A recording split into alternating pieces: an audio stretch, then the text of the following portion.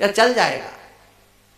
हाँ, हमारी गारंटी से आप लोग संतुष्ट नहीं होगे, आपको गारंटी स्वयं लेना है। हमने भगवान की कथा सुनी है, भगवान का नाम लिया है, भगवान के दर्शन किए हैं, भगवान के नाम का संकीर्तन किया है।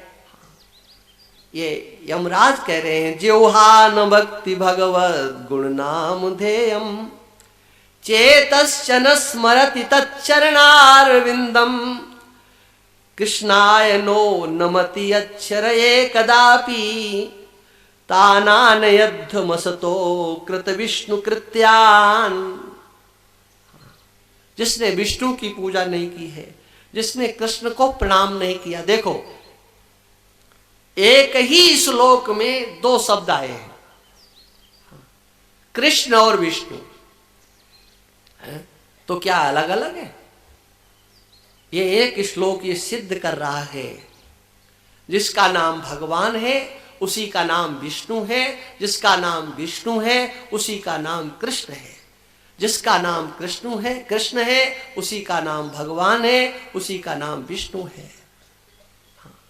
नामों में उलझाना नहीं है, कोई भी नाम लीजिए जो आपको पसंद है। इसीलिए हमारे यहाँ सबके हजार हजार नाम है, हजार हजार, भगवान विष्णु के हजार नाम, शिव के हजार नाम, गणेश के हजार नाम, देवी के हजार नाम, राम जी के हजार नाम, कृष्ण जी के हजार नाम। आप कहें इतिश्री, अरे तुम्हें जो पसंद हो और एक नया नाम रख लो, भगवान मना थोड़ी करेंगे, लेकिन निष्ठा तुम्हारी होना चाहिए, ये नाम मेरे भगवान का है, मैं भगवान का नाम ले रहा हूं। आप पंजाब में जाओ न कोई राम राम करता है, हाँ, गुरुद्वारों में जाओ न कोई शिव शिव करता है, न कृष्ण कृष्ण करता है। अब उन्होंने अलग नाम, वाहे गुरु, हाँ, सतनाम जी, हाँ। आप जो सिंधी परिवार की संस्थाएं हैं वो तो कहेंगे सतनाम साक्षी, तो क्या उनका कल्याण नहीं होगा? वाहेगुरु करने से कल्याण नहीं होगा, सतनाम साक्षी से कल्याण नहीं होगा।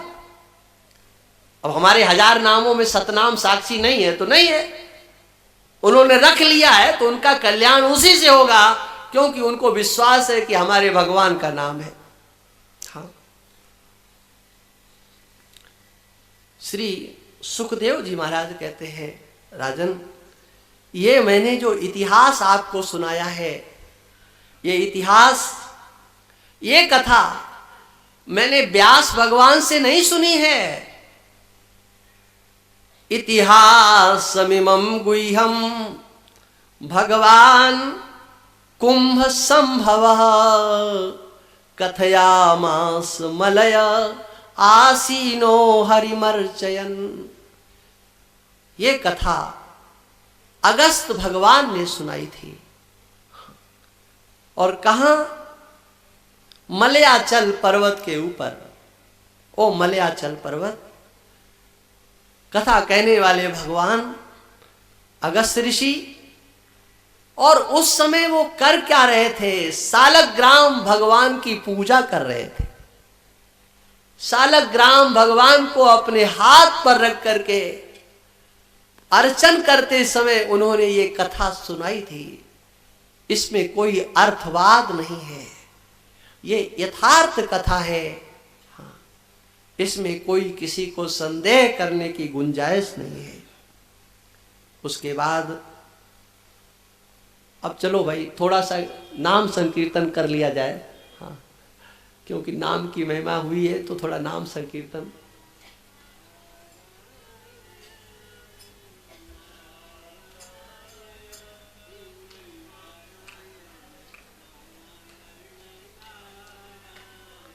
हमारी कथा में ऐसा होता है, प्राया करके आपको बताएं, यहाँ तो संगीत वाले आए नहीं हैं। हाँ, वो जानते हैं कि महाराज को बीच में रुकना नहीं है, तो वो उठ के सब चले जाते हैं। हाँ, माइक वाला ही चला गया कि उसको पता है अब हमारी तो कोई ज़रूरत है नहीं, 3 घंटे बाद ही अपना काम पड़ेगा। हाँ।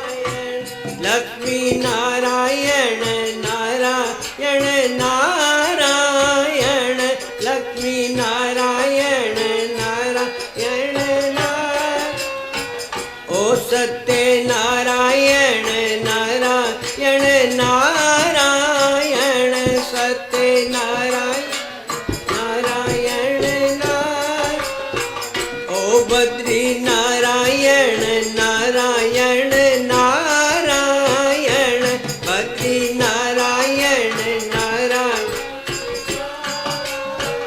ओ स्वामी नारायण नारायण नारायण स्वामी नारायण नारायण नारायण ओ नारायण नारायण श्रीमन नारायण नारायण नारायण बोलो नारायण नारायण श्रीमन नारायण नारायण नारायण श्रीमन नारायण नारायण नारायण श्रीमन नारायण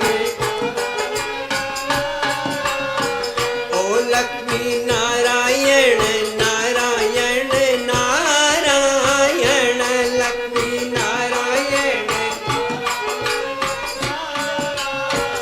ओ सत्य नारायण नारायण नारायण सत्य नारायण नारायण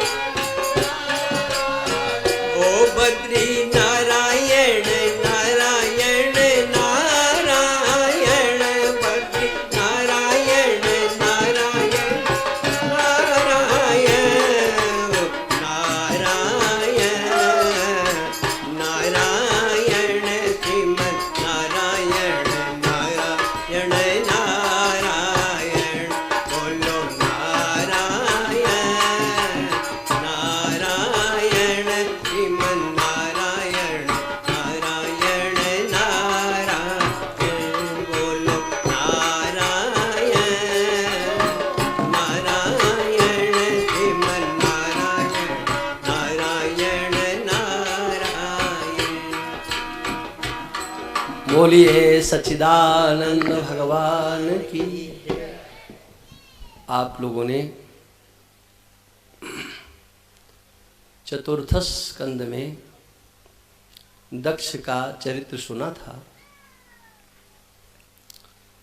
और उसी चतुर्थ स्कंद में प्रचेताओं का भी चरित्र आया था। दक्ष को जब वीरभद्र ने दंडित किया और भगवान शंकर की कृपा से उनको पुनः जीवन मिला, दक्ष यद्यपि भगवान शंकर के अनन्य भक्त हो चुके थे, लेकिन उन्हें अपनी करनी पर और अपने स्वरूप दोनों पर बहुत खेद था। सोचो, पहले दक्ष का देवताओं का मुख था, देव मुख था, अब उनके बकरे का मुख लग गया। भूल करके कभी दर्पण के सामने जाते होंगे तो कैसा लगता होगा, आप सोचो। उन्हें बड़ी ग्लानि हुई। सभाओं में जाते देख करके लोग उनका स्वागत अभिनंदन तो करते, लेकिन उन लोगों के मन में भी भाव आता, देखो भगवान शंकर का इन्होंने अपमान नहीं किया होता तो इनकी ये दुर्दशा क्यों होती। लोग सामने नहीं कहते लेकिन कानाफूसी करते। इनको बड़ा कष्ट हुआ और इन्होंने अपने उस शरीर का त्याग कर दिया और फिर प्रचेताओं के अंश से पुनः इनकी उत्पत्ति हुई। इन्होंने भगवान नारायण की पुनः आराधना की। भगवान नारायण इनकी तपस्या से प्रसन्न हुए, अपने स्वरूप का बोध कराया और कहा, देखो अब तुम गृहस्थ आश्रम में प्रवेश करो और सृष्टि का विस्तार करो। पंचजन नाम के जो प्रजापति, उनकी जो पुत्री है अशक्नी, इसके साथ पाणी ग्रहण करके गृहस्थ आश्रम में प्रवेश करो। भगवान के आदेश से उन्होंने विवाह किया, गृहस्थ आश्रम में प्रवेश किया और फिर भगवान नारायण के आज्ञा अनुसार 10,000 पुत्रों को उन्होंने जन्म दिया।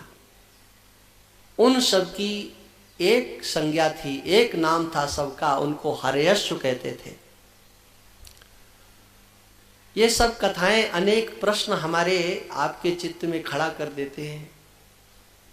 क्या ऐसा संभव है 10,000 पुत्रों की उत्पत्ति एक बार में?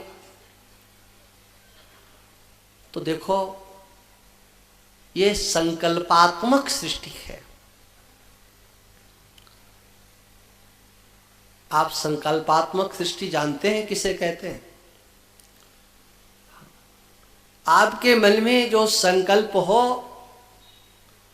और वह साकार रूप करके धारण कर ले, वो संकल्पात्मक सृष्टि कही जाती है।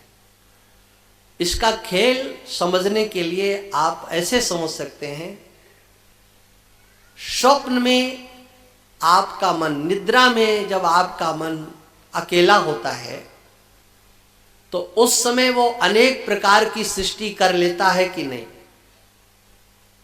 हा? आप अपने घर में सोए और स्वप्न देखा कि हम ऋषिकेश पहुंच गए, तो अब बताओ, तुम ऋषिकेश पहुंचे कि ऋषिकेश तुम्हारे घर में आ गया? न तुम ऋषिकेश पहुंचे, न ऋषिकेश तुम्हारे घर में आया। वहीं पर आपके मन ने उस ऋषिकेश की सृष्टि कर ली, उसमें हजारों हजारों पुरुषों का निर्माण कर दिया।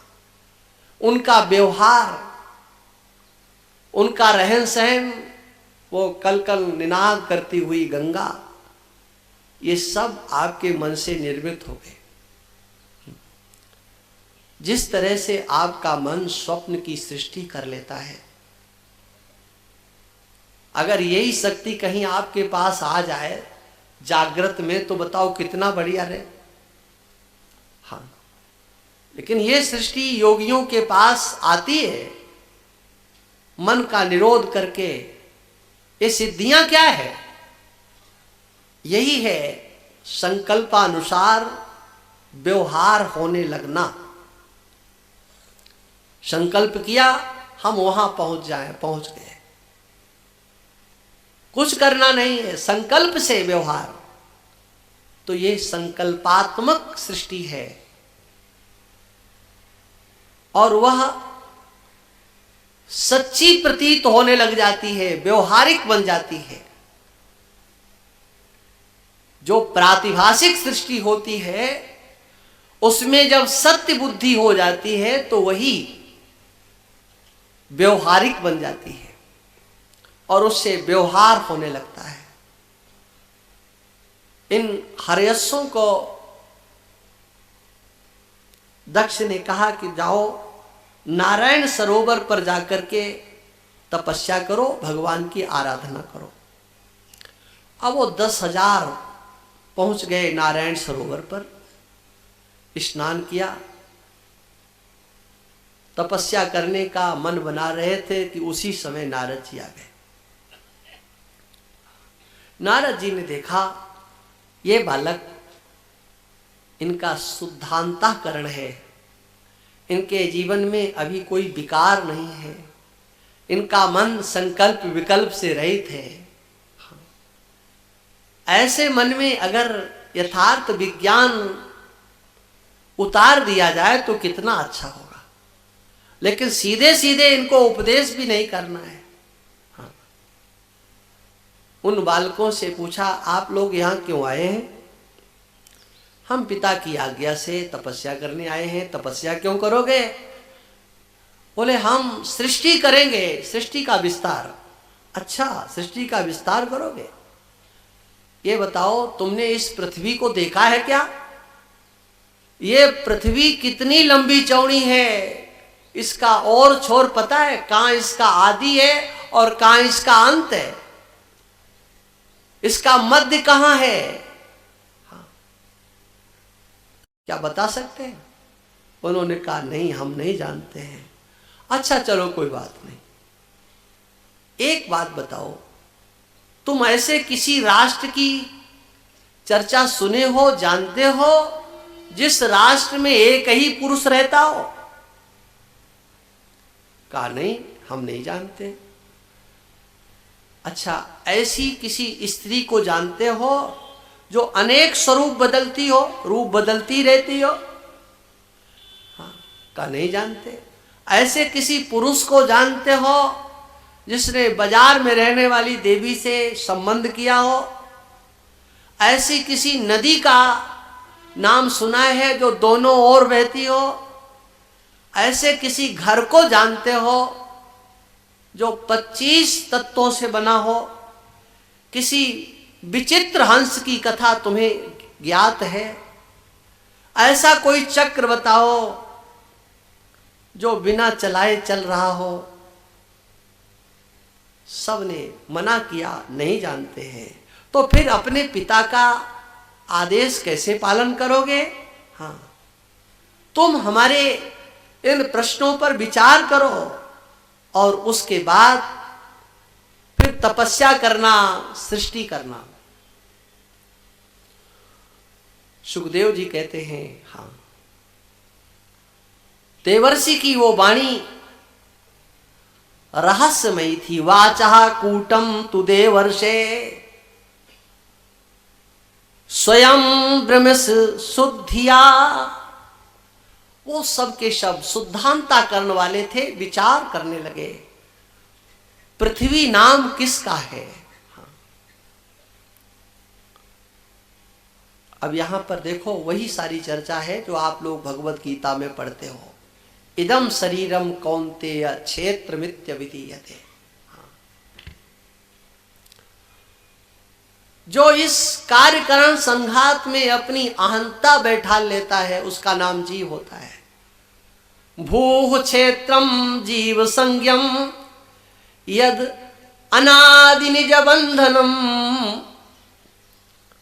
जिसकी जीव संज्ञा हो गई है, इस जीव संज्ञा से मुक्त किए बिना संसार के कार्यों में लगना ये तो व्यर्थ है। हाँ, यही क्षेत्र है, हाँ, और कोई क्षेत्र नहीं।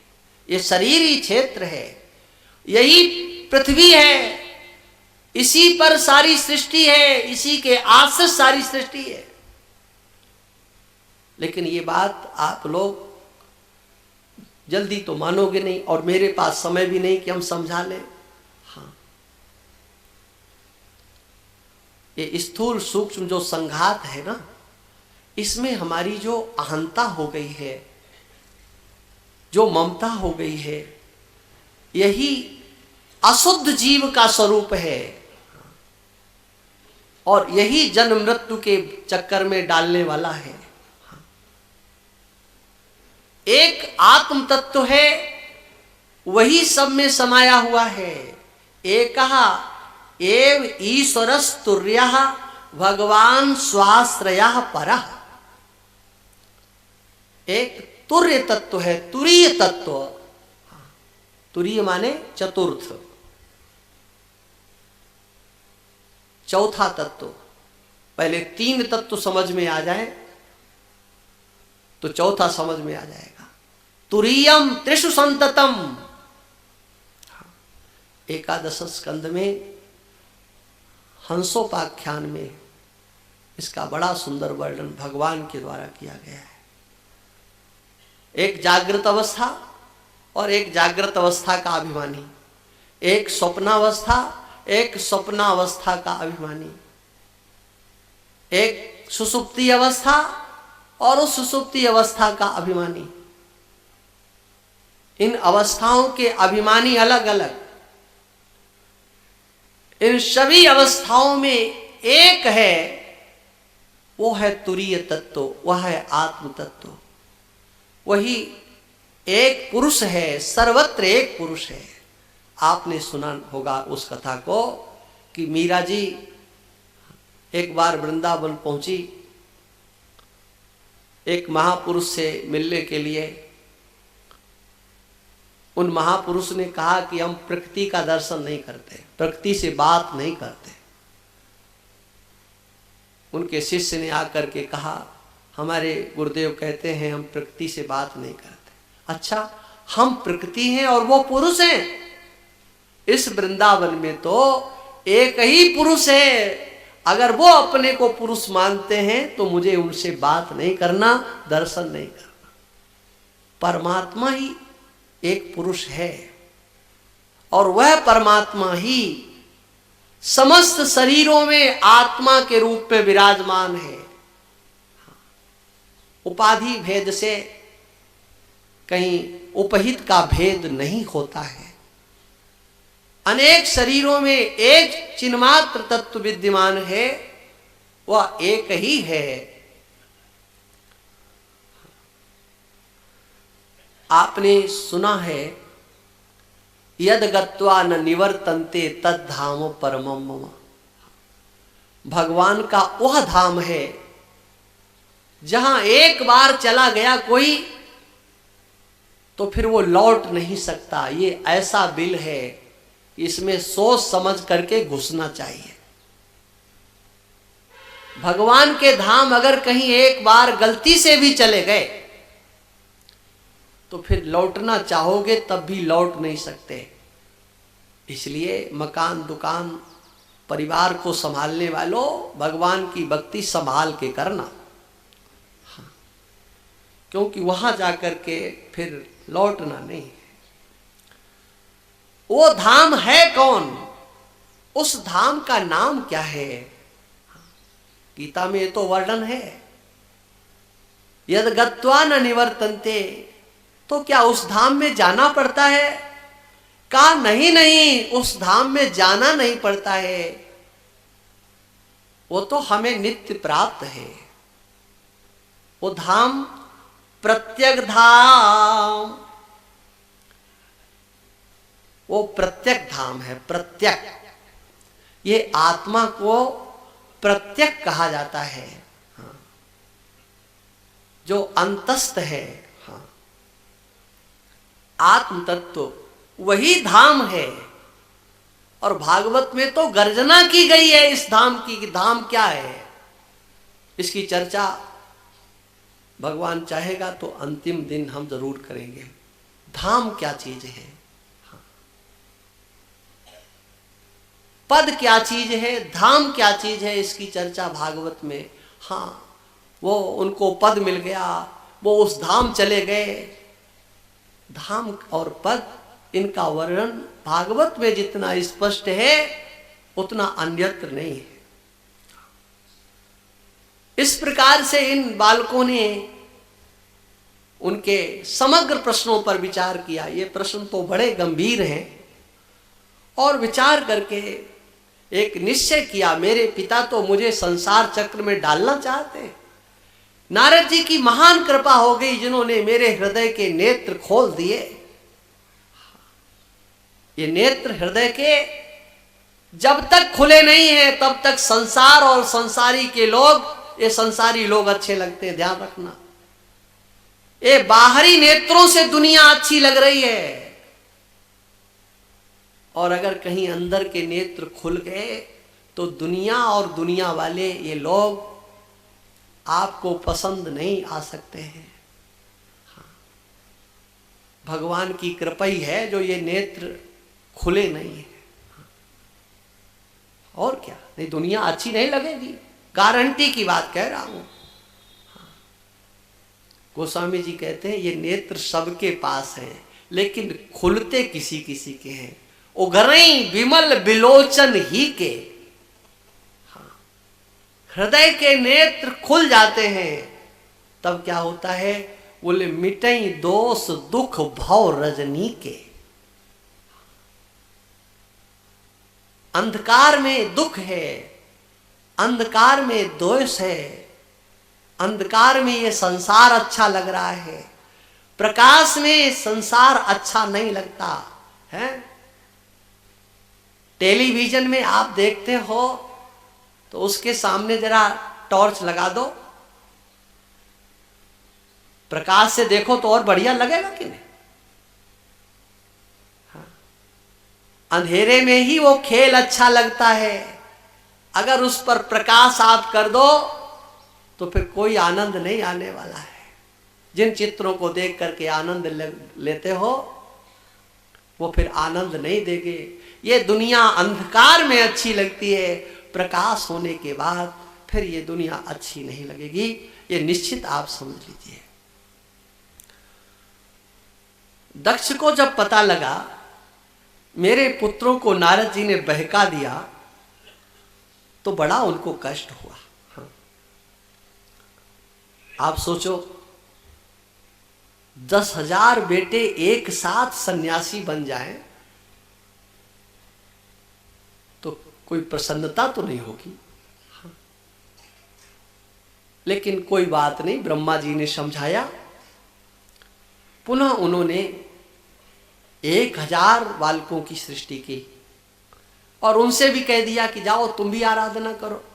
अरे ये नहीं कहते, और उनको वही स्थान बता दिया और वो भी उसी जगह पहुंच गए। नारद जी ने देखा कि ये तो 1000 फिर आ गए। हाँ, उनसे कहा कि आप लोग कौन हो? कहा हम दक्ष के। अच्छा, तो तुम हर्यसों के छोटे भाई हो? कहा हाँ महाराज। देखो, तुम अपने बड़े भाइयों का आदर सम्मान करते हो कि नहीं? कहा महाराज पूरा। अरे आदर सम्मान करते हो तो उनके पीछे पीछे चलो, वो जिधर गए हैं उधर तुम भी जाओ, यहां बैठ करके क्या करोगे? उन्होंने जिस मार्ग का अनुसरण किया है उसी मार्ग से कल्याण होगा। और ऐसा महाराज उपदेश किया कि वो सब के सब वो भी चले गए। हाँ। अब तो दक्ष जी महाराज ने सृष्टि करना बंद कर दिया, घर में बैठे हुए हैं चुपचाप। नारद जी ने सोचा कि लगता है इनको भी वैराग्य हो गया, अब कुछ कर नहीं रहे, चलो इन्हें भी उपदेश करते हैं। अब उन्हें उपदेश करने के लिए गए तो वो तो पहले से आग लगे बैठे थे। हाँ, तुम साधु हो?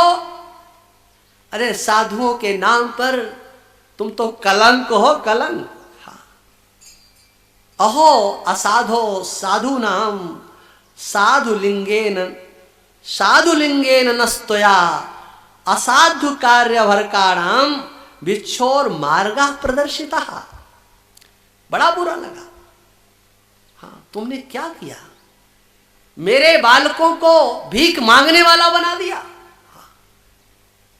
बिच्छू माने सन्यासी, सन्यासी माने अब वो परंपराएं जा रही हैं, बात अलग है। हाँ। जो भिक्षा करके उदर पूर्ति करने वाले, हाँ, वह उस मार्ग का दर्शन तुमने उनको करा दिया, उसका उपदेश कर दिया। अरे अभी तो उन्होंने कुछ किया नहीं था, 3 ऋण उनके मस्तक पर चढ़े हुए थे। हाँ। उसको उतारे बिना, सत्कर्म किए बिना, अंतःकरण की शुद्धि जब तक नहीं होती तब तक विद्या की प्राप्ति नहीं होती है। केवल लाल कपड़े करने ने मात्र से क्या होता है? और तुमने उनको उस सब से वंचित कर दिया। हाँ। जाओ मैं तुम्हें शाप देता हूं, अब तुम 2 घड़ी से ज्यादा कहीं रुक नहीं सकते। हाँ। क्योंकि 2 घड़ी में क्या उपदेश कर लोगे, मंगलाचरण नहीं हो पाएगा। अब तुम कहीं रुकोगे नहीं। नारद जी ने कहा महाराज ये आप शाप दे रहे हो कि वरदान? ये तो हमारे लिए वरदान सिद्ध हो जाएगा। अब तो हम विचरण ही करेंगे और यही देखेंगे कि कोई मिले चेला। सुखदेव जी कहते प्रतिजग्राह तद्वाढ़म नारदः साधु सम्मतः। नारद साधु हैं, इसलिए उन्होंने प्रतिवाद नहीं किया। एतावान साधुवादो ही, तितिक्षेतेश्वरः स्वयं, वह साधु जो तितिक्षा करते हैं, सांसारिक लोगों की वाणी को सहन कर लेते हैं, घोर संसारी ये परमार्थ को जानते ही नहीं है। नारद जी ने कुछ गलत नहीं किया था। ये मनुष्य जीवन तो आत्म कल्याण के लिए है, और वह उन्होंने उन सबको उपदेश करके जीवन में ही उन्हें मुक्ति का उपदेश दे दिया। उसके बाद ब्रह्मा जी ने आकर के समझाया, अब तुम बालकों को जन्म मत दो, अब कन्याओं की सृष्टि करो। उन्होंने 60 कन्याओं की सृष्टि की और फिर उनका यथाविधि से ब्रह्मा जी के निर्देशानुसार विवाह किया। अब देखो आगे की जो कथा है बड़ी व्यवहारिक है। एक बार बृहस्पति जी इंद्र से नाराज हो गए, और नाराज